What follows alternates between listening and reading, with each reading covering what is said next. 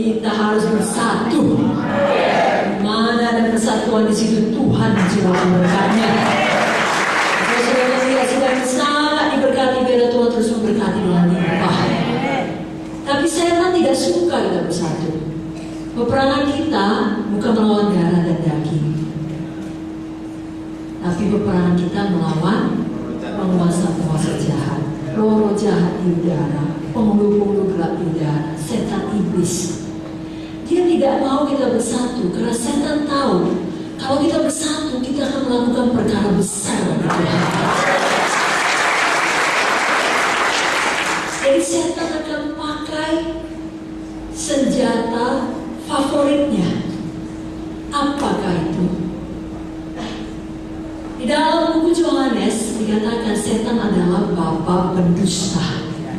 Saya bacakan kepada saudara bagaimana setan ini, apa yang dilakukannya supaya kita tidak bersatu. Yohanes 8 ayat 44. Iblislah yang menjadi bapamu dan kamu ingin melakukan keinginan-keinginan bapamu. Ia adalah pembunuh manusia sejak semula dan tidak hidup dalam kebenaran, sebab di dalam dia tidak ada kebenaran. Apabila ia berkata dusta, ia berkata atas kehendaknya sendiri, sebab ia adalah pendusta dan bapa segala dusta. Jadi untuk menimbulkan tidak adanya kesatuan atau untuk menimbulkan perpecahan di dalam gereja, senjata favorit setan adalah dusta. Kalau orang dunia katanya ada bohong putih, bohong untuk kebaikan. Tidak ada, saudaraku. Kalau udah bohong, itu dari setan. Karena dia bapa pendusta. Jadi semua kebohongan diprakarsai oleh satu sumbernya, iblis. Kita anak bapa, bukan anak iblis.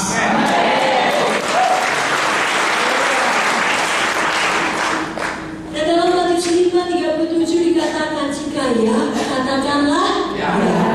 Jika tidak, katakanlah tidak. Selebihnya berasal daripada si jahat. Mulut kita ini bisa dipakai Tuhan untuk mempersatukan. Tapi mulut yang sama juga bisa dipakai musuh, dipakai setan untuk memecah belah. Apakah kita sadar atau tidak sadar? Tapi itulah kenyataannya. Malam ini kita sadar. Kita tidak mau asal bicara. Kita mau tiap kali kita bicara, kita mempersatukan tubuh Kristus. Kita membangun kesatuan. Sehingga berkat Tuhan turun, urapan Tuhan turun, sidang Tuhan maju, mujizat demi mujizat terjadi. Nama Tuhan dimuliakan dan Tuhan menarik orang-orang datang kepadanya. Dan ini dimulai dari kehidupan kita sehari-hari. Dalam kehidupan kita, dalam rutinitas kita, mulut kita ini mari kita pakai untuk mengeluarkan kehidupan. Karena perkataan kita sangat berkuasa. Kalau dulu Bapak Munte, Bapak kita selalu mengingatkan, hidup dan matimu dikuasai oleh lidahmu. Dan itu sesuai dengan ayat firman di dalam buku Amsal 18 ayat 21. Dikatakan hidup dan mati dikuasai lidah. Siapa suka menggemakannya akan memakan buahnya. Jadi apa yang kita ucapkan, apa yang kita gemakan, itulah yang terjadi bagi kita sebulan dari sekarang, setahun dari sekarang, 5 tahun dari sekarang. Mari kita ucapkan, gereja ini akan sampai ke Darwin. Gereja ini akan sampai ke semua kecamatan di seluruh timur. Maka kita akan memakan buahnya. Tapi kalau kita mengatakan tidak cukup daya kami, tidak cukup kekuatan kami, atau tidak cukup dana kami, walaupun mungkin kita pikir itu hanya sekedar ucapan biasa, tapi ucapan kita berkuasa. Kalau kita ingat firman Tuhan dalam buku yang pertama di Alkitab, buku Kejadian, bagaimana Tuhan menciptakan dunia ini dengan berfirman. Artinya dengan berkata, dengan mengucapkannya. Pada waktu itu dunia belum berbentuk. baca sama-sama. Buku Kejadian 1 ayat yang kedua dan ayat yang ketiga. Maukah saudara membaca bersama-sama? Amin. Kejadian 1 ayat 2 sampai 3. Yang sudah dapat katakan amin. Mari kita baca 1, 2, 3 ya. Bumi belum berbentuk dan kosong, gelap gulita menutupi samudera raya, dan Roh Allah melayang-layang di atas permukaan air. Berfirmanlah Allah, jadilah terang, lalu terang itu jadi. Jadi Alkitab jelas mengatakan, firman Allah jelas mengatakan, pada waktu itu, pada mulanya bumi belum berbentuk dan kosong. Gelap gulita menutupi samudera raya. Itu satu situasi atau keadaan yang mengerikan. Tidak berbentuk, kosong, gelap gulita. Dan kita tidak tahu sudah berapa lama. Mungkin 1000 tahun menurut ukuran manusia. Mungkin 1.000.000 tahun. Mungkin 1.000.000 tahun. Kita tidak tahu itu. Kita belum ada di sana. Tapi Alkitab ini juga mengatakan Roh Allah melayang-layang di atas permukaan air. Jadi the Spirit of God, Holy Spirit, Roh Kudus sudah hovering, sudah ada di situ. Pada waktu bumi belum berbentuk, pada waktu semua masih gelap gulita, pada waktu semua masih kacau, Roh Allah ada di situ. Adakah hidupmu masih kacau? Adakah keluargamu rasanya tidak berbentuk, saudaraku? Karena banyaknya persoalan. Adakah materi kita gelap gulita? Jangan pernah bimbangkan akan penyertaan Tuhan. Roh Allah tetap hadir. Dia maha hadir. Dia bertanya, kalau memang Roh Allah sudah ada di situ, kenapa tidak ada sesuatu yang terjadi? Karena dia menantikan firman. Yes. Dia sudah ada di situ, tapi dia menantikan firman. Ketika Allah berfirman, berfirmanlah Allah, jadilah terang. Maka terang itu jadi. Itu juga demikian. Pada waktu semua justru masih kacau, tidak berbentuk, maka kita mengucapkan perkataan sesuai firman. Jadilah damai, turunlah berkat. Kudus akan mengerjakannya. Karena prinsip yang sama masih berlaku sampai hari ini. Hidup dan mati dikuasai. Mari katakan, hidup dan mati saya dikuasai lidah saya. Saya mau tanya saudara, saudara mau ucapkan kehidupan atau kematian? Kehidupan. Saudara mau ucapkan berkat atau kutuk? Saudara mau ucapkan perpecahan atau persatuan? Berikan tepuk tangan bagi Tuhan Yesus. Maka jika demikian, genaplah firman Tuhan di dalam Amsal 16 ayat 24 kepada saudara. Perkataan saudara adalah perkataan yang menyenangkan, seperti sarang madu, manis bagi hati dan obat bagi tulang-tulang. Itu yang perlu kita latih. Jadi kemana pun kita pergi, orang diberkati. Karena perkataan kita menyenangkan. Semua kita tentu tahu madu. Mungkin ada beberapa kalau minum teh tidak dengan gula, dengan madu. Saking sukanya pada madu. Kenapa? Sehat, manis. Begitulah kiranya perkataan kita, seperti madu, manis bagi hati, obat bagi tulang-tulang. Amin.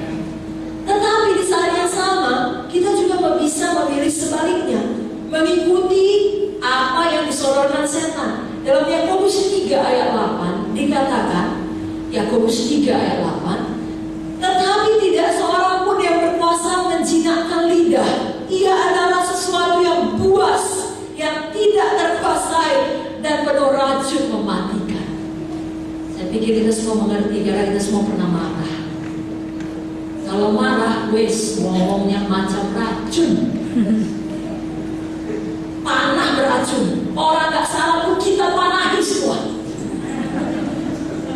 reda marah kita pikir gak apa-apa, orang semua udah mati berdarah-darah.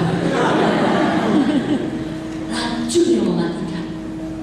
Jadi mulut kita ini bisa seperti sarang madu, bisa seperti racun, bisa mempersatukan, bisa memecah. Pilihan kita.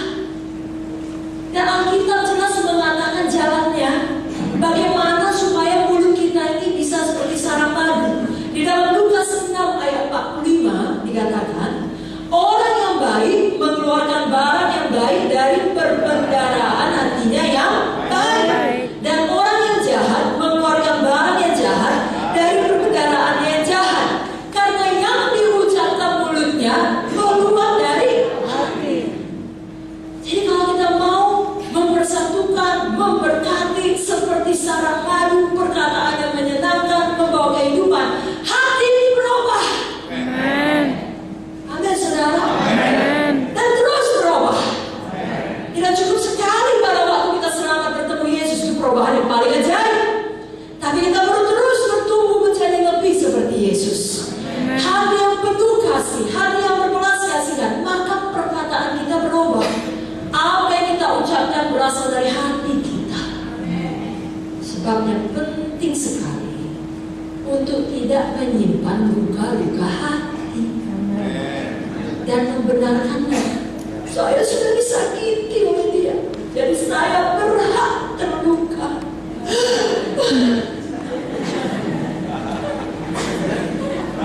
Saya berhak, kamu tidak tahu apa saya rasakan. Saya disiksa. Saudaraku, katakanlah itu benar, dan memang faktanya benar. Tetapi 1 Korintus 10:13 menjanjikan pencobaan yang kita alami tidak melebihi kekuatan kita. Dan Allah itu setia. Pada waktu kita dicobai, Dia memberikan kepada kita jalan keluar sehingga kita dapat menanggungnya. Kerap-kali yang terjadi dalam hidup kita, kita tidak mengerti. Kita pikir kita sudah buat baik. Bukankah Alkitab berkata, kalau kau menabur yang baik, kau menuai yang baik. Tapi toh kita sudah buat baik, kok kita dapat taburan yang jahat? Kita tidak mengerti. Nah, di situ setan datang dengan dusta. Alkitabmu salah. Semua yang diajarkan pendetamu bohong. Buktinya ini. Buktinya masalah ini tidak siap-siap. Mana Yesusmu? Setan paling suka itu. Segala macam pikiran-pikiran dusta, bohong, fitnah terhadap Tuhan, fitnah terhadap gereja Tuhan, dia masukkan. Jangan diterima. Justru terimalah kasih karunia Tuhan yang memampukan kita. Kita berkata kita tidak sanggup, tapi dengan kasih karunia-Nya kita mampu. Tapi kalau Tuhan memberikan kasih karunia-Nya, sama seperti saya memberikan misalnya saudara yang haus, boleh datang ke depan, saya berikan aqua ini. Hausnya saudara, tapi saudara segan, maka saudara pura-pura tidak haus. Saudara duduk saja dan tersenyum manis. Maka walau saya berikan, itu takkan mengobati haus saudara, karena tak ada yang mau bertindak maju ke depan dan mengambilnya. Demikian dengan kasih karunia Tuhan. Ketika hati kita sakit, ketika hati kita terluka, ketika hati kita galau, bingung, kenapa ini terjadi? Ada kasih karunia yang memampukan kita. Karena semua lembah kekelaman memiliki deadline. Amin, saudara. Haleluya. Tapi kalau kita menolaknya, maka timbul akar yang pahit. Saya bacakan Ibrani 12 ayat 15. Jagalah supaya jangan ada seorang pun menjauhkan diri dari kasih karunia Allah, agar jangan tumbuh akar yang pahit yang menimbulkan kerusuhan dan yang mencemarkan banyak orang.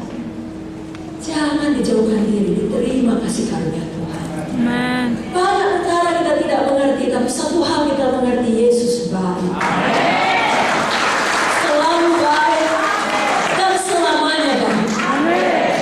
Ada seorang pendeta yang sungguh-sungguh melayani Tuhan, punya istri yang baik, dan dia kemudian digerakkan Tuhan berdoa puasa 40 hari 40 malam.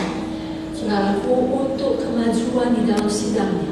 Dengan berjuang dia berdoa, tapi dia berhasil menyelesaikannya. Dan kemudian dia melihat banyak penerobosan di dalam sidang yang dia pimpin. Terjadi jawaban-jawaban doa. Tapi tak lama kemudian istrinya meninggal dalam satu kecelakaan, tidak sempat pun didoakan, meninggal.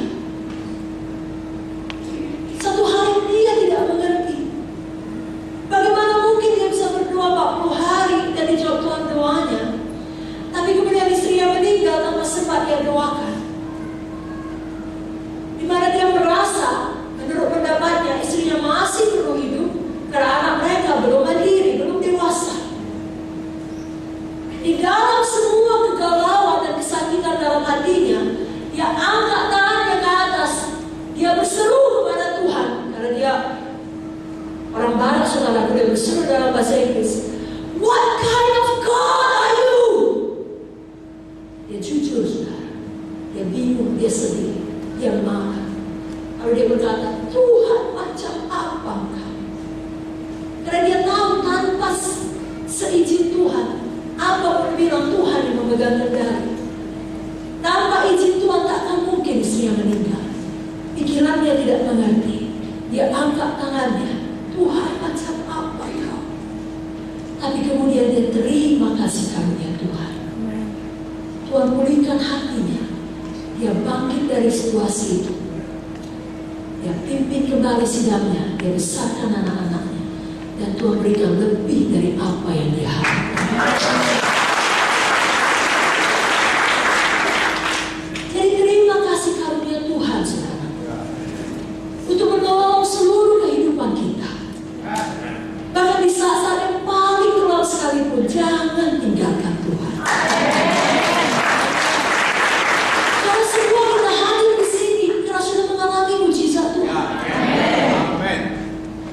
Dan kita perlu terus bertambah-tambah dewasa. Kita perlu terus bergantung pada Tuhan. Jadi kalau ada satu ketika di mana biasanya asal kita berdoa langsung terjadi mujizat, begitu kita berdoa dengan cepat langsung ada jawaban. Tapi kali ini tidak ada. Kelihatannya surga diam. Tetap terima kasih karunia Tuhan. Tetap setia. Tetap ucapkan yang baik. Tetap ucapkan iman, saudara. Amin. Kita kembali kepada senjata setan tadi. Kalau setan mau dalam situasi yang tidak baik seperti itu, kita ucapkan racun. Kita berkata, "Aku menyerah. Sudah. Tidak ada lagi urusanmu dengan semua hal-hal mengenai gereja, mengenai Tuhan Yesus." Apa itu? Apakah pendeta ini punya cukup alasan untuk berkata demikian? Cukup. Tapi dia tidak melakukannya. Karena memang hidup kita yang sekarang bukanlah hidup yang sebenarnya. Hidup kita yang sebenarnya kelak di kekekalan. Ada satu gambaran yang lebih besar yang kita tidak dapat mengerti. Kelak, kalau kita pulang ke rumah kita bisa tanya Tuhan Yesus. Amin, saudara. Amin. Jangan kita dengar apa kata Bapa berdusta. Dan jangan kita pernah mau ikut berdusta. Sekali lagi, tidak ada dusta putih. Tidak ada bohong baik. Tidak ada ini cuma dusta kecil-kecilan. Kalau besar oke lah, kecil-kecilan Tuhan mengerti. Sekali dusta tetap dusta, saudara. Hari ini kita mau hidup jujur, lurus, lurus. Kenapa? Karena kalau kita sudah berani berbohong sekali, kita akan mau berbohong lagi dan berbohong lagi dan berbohong lagi, dan itu membuat hati nurani kita keras. Kalau hati nurani keras, ketika Roh Kudus bicara, kita tidak bisa sensitif lagi. Dan lama-lama kita akan mempercayai kebohongan kita. Misalnya saudara, saya yang menyakiti Ibu Vicky, tapi untuk menyelamatkan muka saya bilang kebohongan. Ibu Vicky yang menyakiti saya. Besok di ibadah pun saya bersaksi lagi, Ibu Vicky yang menyakiti saya. Nanti hari Rabu seminar saya bilang lagi, Ibu Vicky yang menyakiti saya. Kalau dikasih bersaksi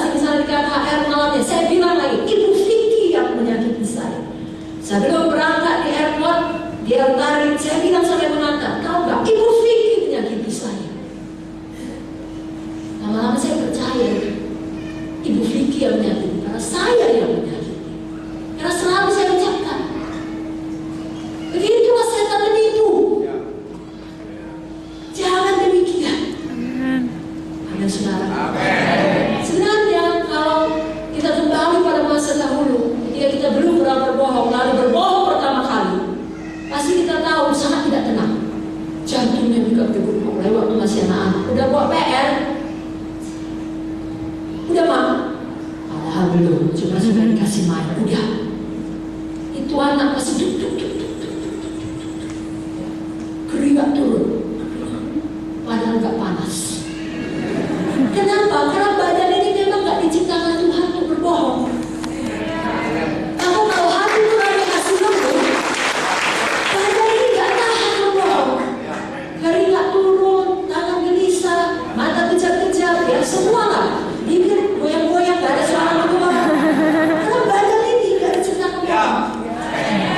Amin. Tapi kalau sudah terus dikeraskan hati, bisa berbohong, membohong profesional.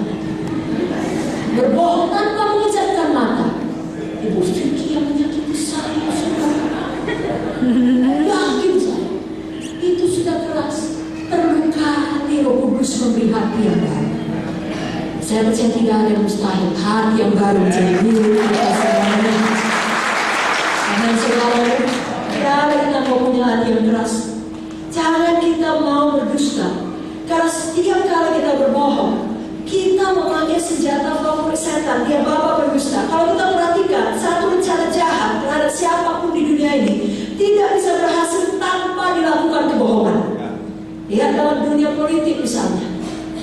Kalau mau berhasil melakukan apa yang dia inginkan dia dapatkan, biasanya ada kebohongan di situ. Saudara mengerti? Begitulah ya. Ada sebuah cerita mengenai gereja di Afrika. Nah, gereja ini mau menanam gereja cabang. Seperti saudara yang mau masuk ke banyak kecamatan. Kalau dia masuk ke satu daerah, dia buat persetujuan dengan penduduk di situ. Kami mau bangun gedung gereja di sini ya, karena sudah banyak jemaat kami. Lalu penduduk sekitar berkata, boleh asal tiap-tiap minggu kalian lakukan pelayanan sosial. Kalau kita di Indonesia pengobatan gratis, ya, di bidang kesehatan dan lain sebagainya. Deal. Maka dimulailah pembangunan gereja, dilakukanlah pelayanan sosial. Setahun berlalu gereja berdiri, pelayanan sosial berjalan, sangat luar biasa berkat Tuhan. Tapi kemudian ada orang-orang yang iri hati. Ini gak boleh saudaraku, ini hikmat dari setan. Lalu karena dia iri hati, mereka berhasil mulai melakukan segala macam usaha untuk mengacaukan ibadah. Lagi gereja menyanyi, dia menyanyi lebih kuat. Lagi pendeta berkhotbah, dia membuat pesta lebih kuat. Sampai kemudian sudah melanggar hukum. Pada suatu malam mereka merusak properti gereja, merusak gerbangnya, merusak pintunya, masuk ke dalam, memutar semuanya kursi-kursi. Yang jaga gereja telepon bapak pendeta. Wah, bapak pendeta langsung telepon polisi setempat. Polisi segera datang, sempat ditangkap beberapa orang tersebut, dibawa ke kantor. Tapi tahu saudara yang terjadi? Waktu pendeta itu sampai di kantor, polisinya melihat dia dengan sangat tajam dan kemudian memperlakukan dia seperti dia yang terdakwa, dia yang tersangka. Rupanya waktu dipanggil orang-orang yang merusak gereja, mereka berbohong dan berkata, kami justru membela melindungi masyarakat karena di gereja itu terjadi penjualan narkoba dan terjadi penjualan senjata ilegal. Bahkan kami lihat wanita-wanita diperdagangkan. Maka polisi pun mulai menginterogasi. Dan rupanya yang merusak ini punya deki. Beberapa orang di pejabat, beberapa politisi, dia telepon. Dan rupanya temannya ini pun berhubungan dengan pejabat sekarang. Kalau kita seperti wali kotanya, situasi menjadi rumit. Dipanggil polisi ini, jumpa wali kota. Dia pikir wali kota ini akan bersikap adil. Tapi begitu dia masuk, jumpa di kantor bapak wali kotanya langsung berkata, saya dengar banyak saksi mengatakan kau selalu selalu berkhotbah dan berkata, wali kota kita yang sekarang orang bodoh. Jadi kau bilang saya bodoh pada jemaat. Wah, pendetanya. Kok bisa? Saya jaga khotbah itu kok bisa? Dan kok bisa orang-orang ini percaya begitu saja? Bahkan seorang wali kota percaya. Singkat cerita, dibawa ke jalur hukum, harus masuk pengadilan. Akhirnya timbullah saksi yang benar. Pendetanya tidak jadi dimasukkan penjara, tapi kerusakan yang besar terjadi di dalam jemaat. Karena ada orang-orang yang percaya pada kebohongan. Jadi kita lihat kerusakan di gereja dalam tubuh Kristus takkan bisa berhasil tanpa kebohongan. Itu alat setan. Jangan kita mau ikut jadi pasukan setan. Kita pasukan tentara Kristus. Dan sekali lagi, kalau kita bersalah, jangan takut mengakui kesalahan kita. Jangan usah pikir apa kata orang. Saudaraku, hari kita gak bersalah. Hari ini pun kita masih bersalah. Hari kita berani bilang hari ini saya tidak berdosa. Semua kita masih berdosa. Tapi yang indahnya di dalam Tuhan, semua dosa dapat dihapuskan oleh darah Yesus. Berikan tepuk tangan untuk darah Yesus.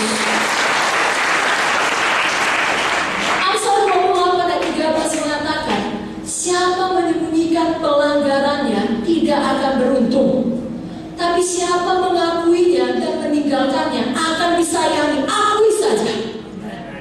Jangan bohong-bohong untuk menyembunyikan.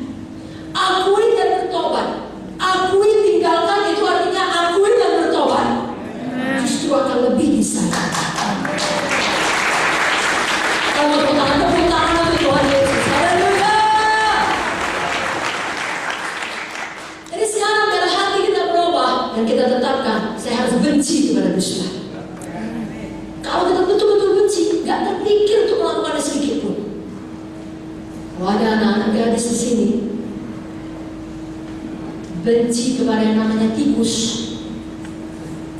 maka kalau tikus lewat, naik dia ke atas kursi. Setidaknya dia akan berteriak-teriak. Apalagi kepada ular. Kalau betul benci, tak akan dipelihara di rumah. Kalau pergi ke kebun binatang, ada pawang yang berkata, mau foto dengan ular, mau? Tidak. Kenapa? Benci, tidak suka, jijik. Begitulah harus benci kepada bohong, dosa.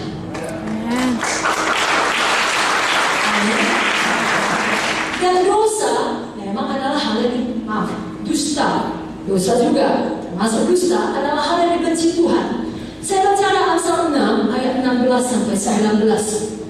6 perkara ini yang dibenci Tuhan, bahkan 7 perkara yang menjadi kekejian bagi hatinya.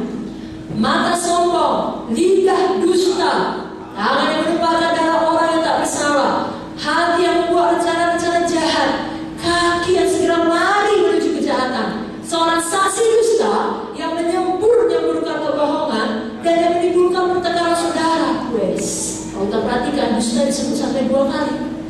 Dosa yang lain sekali aja, tapi kalau dusta 2 kali. Sekali ayat 17, lidah dusta.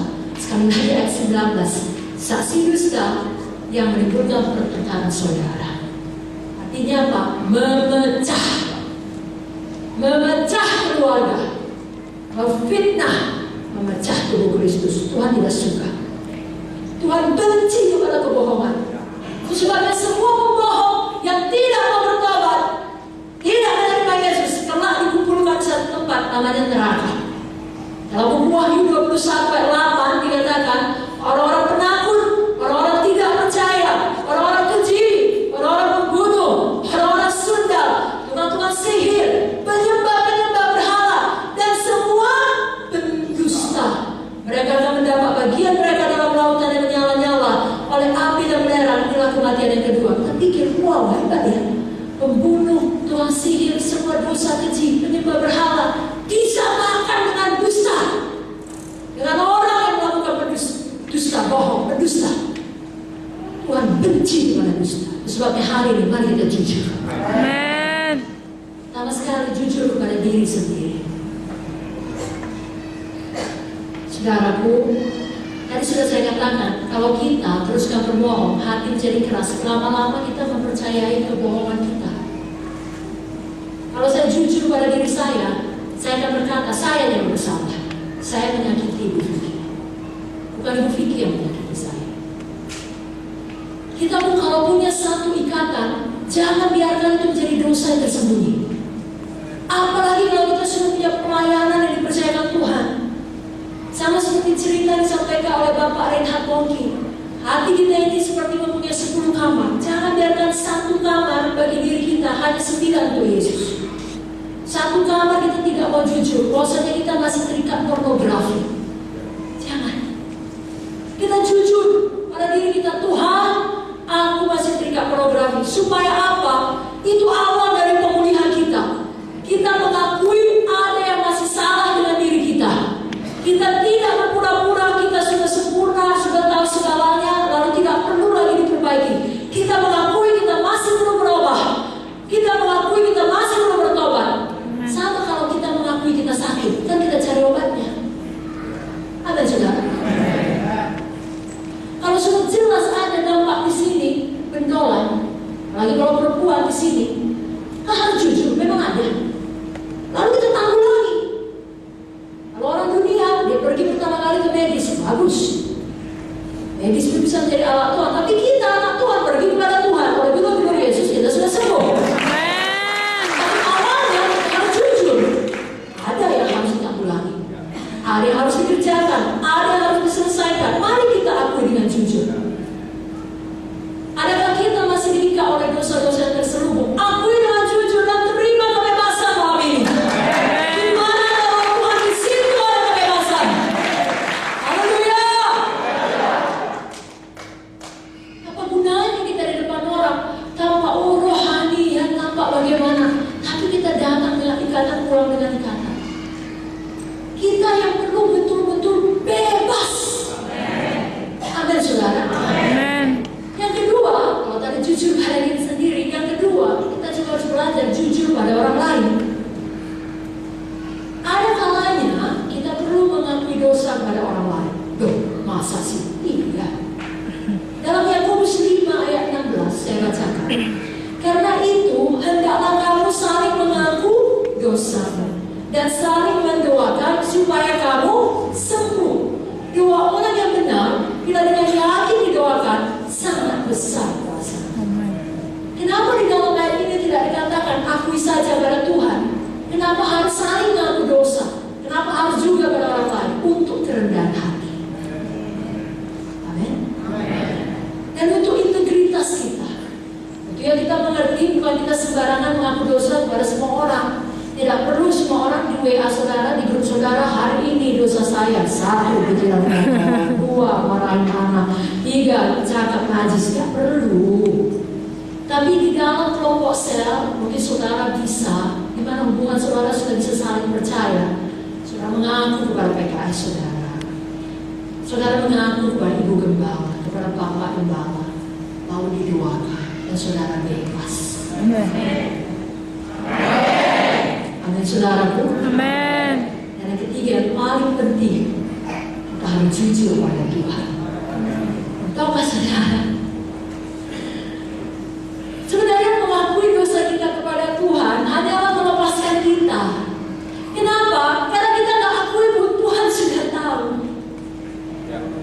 Apa saudara pikir Tuhan tidak tahu kalau kita buat dosa di kamar, kita kunci? Tuhan tidak tahu saya sudah kunci kamar. Tuhan tidak lihat. Saudaraku, Alkitab berkata pada waktu kita berbaring pun Tuhan mengetahui pikiran kita. Tidak ada tersembunyi bagi Tuhan. Jadi mengakuinya kepada Tuhan justru melepaskan kita. Haleluya.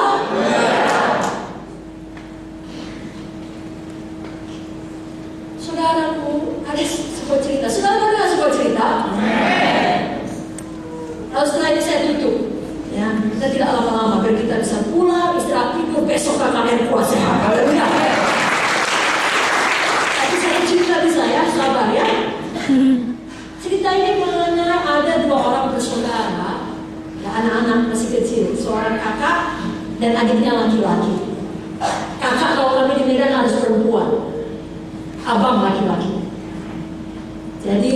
Yang tua cewek, adiknya laki-laki. Mereka anak kota, tinggal kota besar. Tapi waktu summer, waktu liburan musim panas, orang tuanya mengirim mereka kepada kakek dan neneknya di luar kota. Kakek neneknya orang yang sangat berada, punya peternakan besar, segala macam. Ya, hewan ada di sana, kegiatan yang sangat menyenangkan bagi anak-anak bisa dilakukan selama musim panas. Pergilah mereka ke rumah kakek dan neneknya. Lalu kakek neneknya pun mengajarkan chores, pekerjaannya.